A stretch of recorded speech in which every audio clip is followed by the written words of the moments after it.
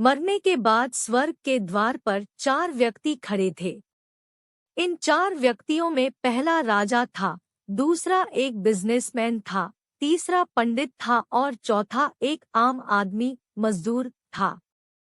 किसी को भी यह पता नहीं था कि कौन स्वर्ग के अंदर प्रवेश कर पाएगा और कौन वहीं से वापस लौटा दिया जाएगा। सब स्वर्ग का दरवाजा खुलने की राह देख रहे थे और आपस में बातें कर रहे थे।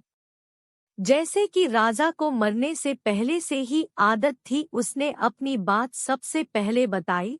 राजा ने कहा, मैं बहुत प्रख्यात राजा हूँ, मैंने धरती पर अपना बहुत नाम कमाया है, इसलिए पूरी संभावना है कि मैं ही स्वर्ग में जाऊंगा। फिर व्यापारी ने अपनी बात सामने रखी, वह बोला, मैंने धरती पर खूब धन कमाया और उस धन से मैंने सैकड़ों लोगों की मदद की, इसलिए मैं ही स्वर्ग का हकदार हूँ। अब बारी थी पंडित की, तो पंडित ने मुंह खोला और सबको यह कहा, चाहे तुम जो सोच लो, लेकिन यह बात तो तय है कि स्वर्ग के दरवाजे खुलेंगे तो मेरे लिए ही। सब जानते हैं कि पंडित दिन रात भगवान को याद करते हैं, इसलिए स्वाभाविक है कि स्वर्ग में पंडित का स्वागत किया जाए। जब सब ने अपना अपना पक्ष रख दिया, तब सबकी नजर उस मजदूर पर थी जो चुपचाप अपनी नजरें नीचे झुकाए बिना कुछ बोले वहीं पर खड़ा रहा। स्वर्ग का दरवाजा खुला और वहां पर एक देवदूत आकर खड़ा हो गया। देवदूत के हाथों में एक पुस्तक थी जिसमें इन सभी के कर्मों के बारे में लिखा हुआ था। देवदूत ने सबसे पहले राजा को अपने पास बुलाया और उसको पूछा, तुम बताओ, तुमने अपने जीवन में क्या क्या अच्छे कर्म किए हैं? मैं उन्हें इस पुस्तक में देखकर फैसला करूंगा कि तुम्हें अंदर आने देना है या नहीं। राजा ने कहा, मेरा राज्य जितना बड़ा था उतना ही समृद्ध था और मेरी राज्य के सभी लोग खुशहाल थे। सभी बड़े आनंद से रहते थे, मैंने उन्हें कभी भी किसी भी चीज की कमी नहीं होने दी। यही मेरे अच्छे कर्म हैं। देवदूत ने अपने पुस्तक में देखा और देखने के बाद राजा से कहा, तुम सच बोलते हो, तुमने अपने राज्य की प्रजा को बहुत सुखी रखा था, लेकिन तुमने अपने राज्य की सीमा बढ़ाने के लिए जितने युद्ध किए थे, उन युद्ध की वजह से हजारों सैनिकों ने अपनी जान गंवा दी थी। उन हजारों सैनिकों के परिवार के दुख का कारण तुम बने थे, इसलिए तुम स्वर्ग में नहीं आ सकते। अब बारी थी व्यापारी की। व्यापारी से जब देवदूत ने पूछा कि तुम्हारे अच्छे कर्म क्या है, तब व्यापारी ने उससे कहा, मैंने सैकड़ों लोगों को खाना खिलाया है, कई आश्रमों में दान किया है, कई निराश्रित लोगों के लिए घर बना कर दिया है, यह मेरे अच्छे कर्म है।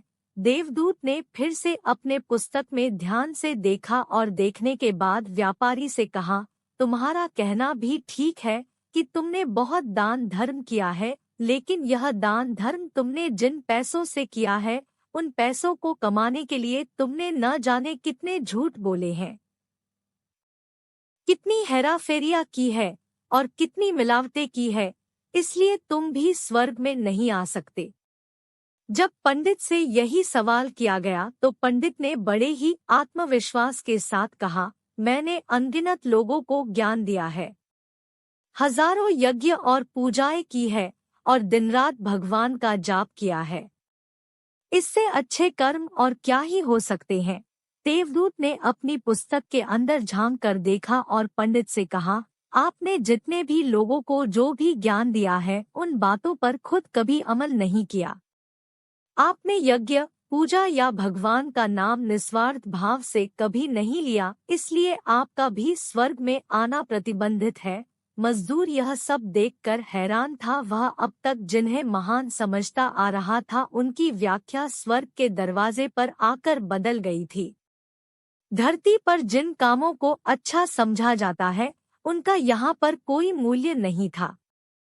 यमदूत ने जब इस मजदूर को अपने पास बुलाया और इससे पहले कि वह उससे उसके अच्छे कर्मों के बारे में पूछता, मजदूर बोल पड़ा, प्रभु, मैं जानता हूँ कि मैं भी स्वर्ग में आने के लायक नहीं हूँ, लेकिन मैं फिर भी एक बार बाहर से ही स्वर्ग को झांक कर देखना चाहता हूँ, बस इससे ज्यादा मेरी कोई इच्छा है ही नहीं। क्योंकि ऐसी इच्छा पालने के लिए मैंने जीवन में कुछ भी नहीं किया है। मैं पूरा दिन मेहनत करता और जो भी पैसे कमाता उन्हें अपने परिवार के पालन पोषण में खर्च कर देता, इसलिए दान धर्म के लिए कुछ बचता ही नहीं। लोगों की भला मैं क्या सेवा करता, क्योंकि काम के बाद जो थोड़ा सा समय मिलता उसको अपने ही बूढ़े माँ बाप की सेवा में बिता देता। और यह सब करने के बाद मैं कभी कभी मंदिर भी चला जाता और भगवान से जैसा भी मुझे दिया है उस जीवन के लिए धन्यवाद कहता। देवदूत ने अपनी पुस्तक में बड़े ध्यान से देखा और थोड़ी देर देखते ही रहा। फिर उसने मजदूर से पूछा कि तुम याद करके बताओ, तुमने कभी तो कोई अच्छा काम किया होगा। मजदूर ने थोड़ी देर सोचने के बाद बोला, हाँ मुझे थोड़ा थोड़ा याद है।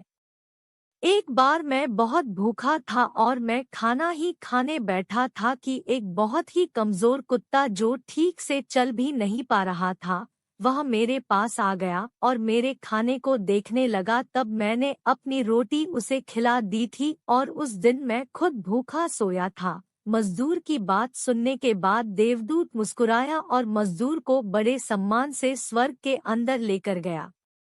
दोस्तों, अच्छे कर्म लोभ मोह माया इन सब भाव में आकर नहीं किए जाते और ना ही उन्हें अच्छे कर्मों की श्रेणी में गिना जाता है।